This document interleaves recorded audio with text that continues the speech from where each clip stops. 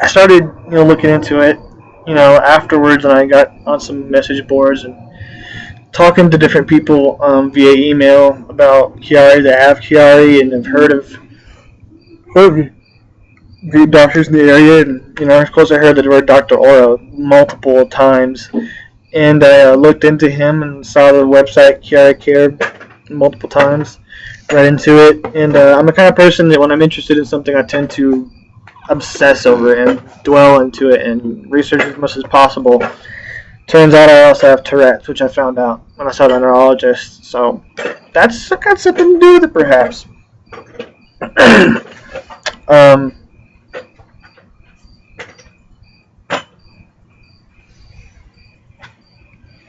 I looked into Dr. Oro, and I'm supposed to go back and see my neurologist in September, October, one of those 2 months. And I went ahead and said, I'm going to go ahead and see Dr. Oro. I think this is the guy that he was talking about, the specialist in Aurora. Of course, I called the office, and they had me send in all my images, and, they called me back right away and said, hey, come on in, man. Let's let you meet Diane a couple times, and then, after seeing her a couple times, she thinks you need to see Dr. Oro, you will. Discuss your options. And, I said, fine, that's great. It's awesome. So I went over there, I saw her, and I explained everything to her, and I explained to her how, I'm pretty much a shell of my former self. I don't play guitar much anymore. My fingers cramp up a lot, and it's not easy to do, and my back ends up hurting. I don't play drums for more than like 10 minutes, 20 minutes a week, which is not a lot for me. I used to play guitar at least a few hours a day, and now I just kind of look at it. I'm like, wow.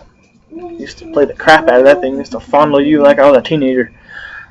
Not so much anymore. I just don't have the drive anymore, much less the energy to play and put forth the energy into it. And, I can't put together cohesive thoughts in a very good sentence, in my opinion, anymore, much less, compose something. So I don't.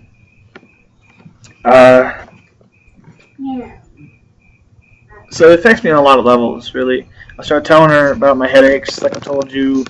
They're starting to get to the point where I wake up nauseous every morning. I wake up with a headache every single day. Every day of my life for at least the past 6 or 7 years. Gradually, it's gotten worse, but I've woken up with a headache of some sort. And I always thought it was a photophobia of, being sensitive to the light because I'm being blind in my right eye and everything. And now I know that's not the case, and it's just... So I explained things to her, as I'm going on explaining all my symptoms to her, she's kind of looking at me and going, yeah, Brian, you definitely need to see the doctor. Let's go ahead and get you set up after getting you some MRIs. So the next week I had 2 MRIs, and then about a half hour later I saw Dr. Oro. It was that quick. And understanding how people have to travel out of state to see this doctor and have to wait a long period of time to get in to see him, I feel very fortunate that I had that it's such an expeditious process.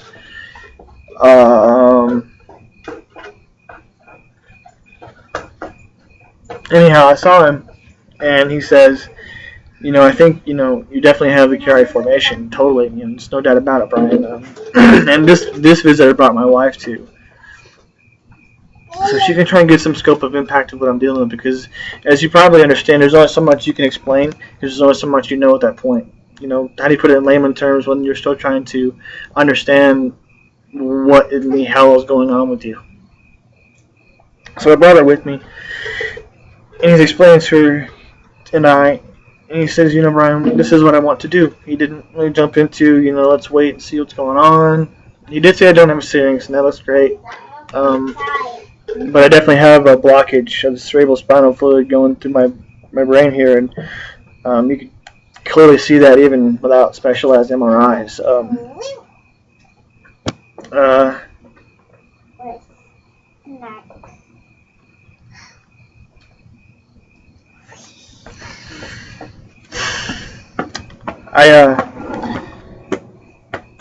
So anyway, he's talking to me about everything, and he's explaining to me what he wants to do.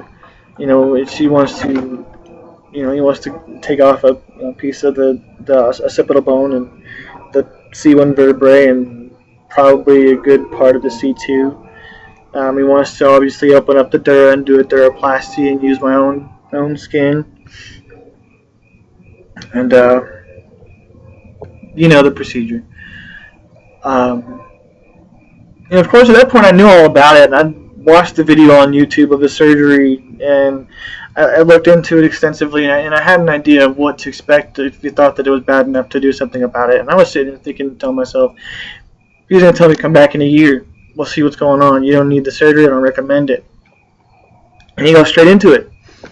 My first question is, I trust your opinion, but is there any other way to go about this? Do you recommend anything? Am I going to hurt myself by not doing this right now? And I'm sure many people that have seen Dr. Oro and have had my fears of surgery kind of looked at me and said, you're in the driver's seat, Brian. How long can you take it? It's going to get worse. You will gradually, not drop off, but you'll gradually kind of, head down the plane. And he said, I expect that if you don't do this, soon-ish, I expect you'll probably be coming back in a year anyway. The way that you're starting to feel and the way you're starting to progress. I shake when I get nervous, and I am nervous, so I apologize. So of course, I go home and I'm like, okay, we'll think about this. He said, yeah, I recommend it. I don't want you to tell me right now what you want to do. Just think about it. And I thought about it. It scares the shit out of me. I don't know why. Obviously I've seen people that come out of it, and it's surgery. My grandpa fell off a three-story scaffold when he was a brick mason. And he was told he'd never walk again after breaking his back in 4 places and crushing every bone in his feet and his lower legs. He walked and he taught me how to bowl. So I know how to, understand, about overcoming things. I don't take any pain medications for this stuff. I try to overcome it. I do try to help myself naturally in some ways, and I can go into that in depth another time, but I certainly don't want to cross any taboo lines and disrespect anybody. So, I don't take any medications for the pain.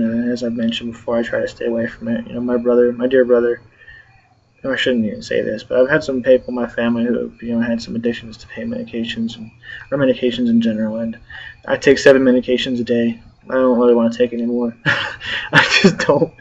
It's tough for me to remember. I hate doing it. It's a pain in the ass, and I remember now why I stopped taking it when I was a kid. It's a pain in the ass.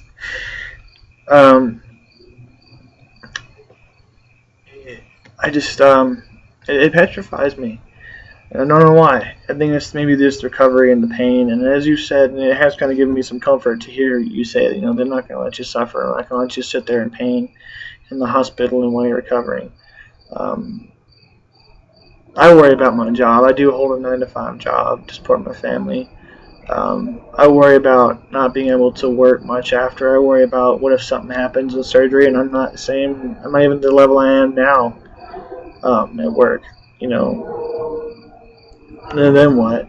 Then what?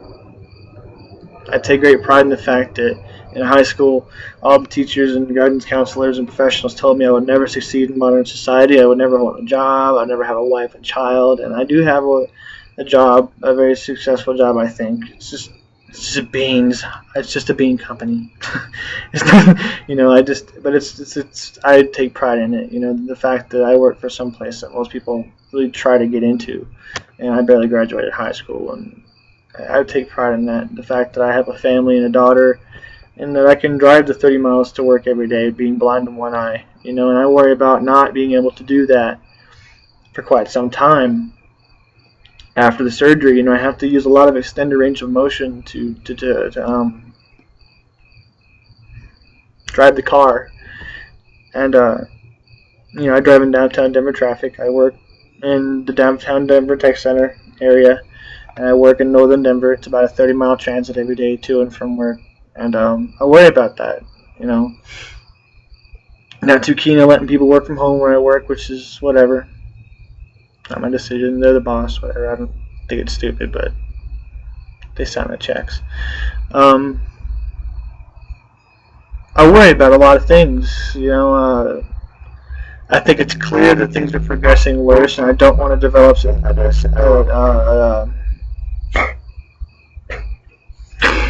don't want to develop a syrinx. I called Diane yesterday because I was just kind of having some worries, and asked a bunch of rhetorical questions that I already have answers to, and she said the same thing. She's like, you're not gonna be guaranteed you're gonna get a syrinx, but the chances are pretty high, pretty good over time, you will. I turned 30 this year, so I'm still relatively young. I think I'm pretty resilient. I've overcome a lot in my life. I've held a lot of heavy, thick camouflage in my life. I've always been told there's nothing wrong with me. You look fine due to having the septo-optic dysplasia, which earlier I told you about all my hormone and eye issues. Turns out it's called septo-optic dysplasia. So I know all about my entire life being told there's nothing wrong with you, you're fine, what the hell is your problem, dude? This is nothing new in that area, but it certainly doesn't help, because it's even harder to explain this, because I've always pushed a lot of things aside to appear normal and to get through things and to not have any crutches in life and setbacks because of my disabilities or disadvantages in life, whatever you want to call it. I've never used a crutch, so to speak, and I don't feel like I should now, but it's like I don't have that option with this. I'm not in control of this chiari. I don't have ownership of it. I don't feel, and I don't want it to get worse, and I feel like I'm going to do it within the next month or two if they can get me in.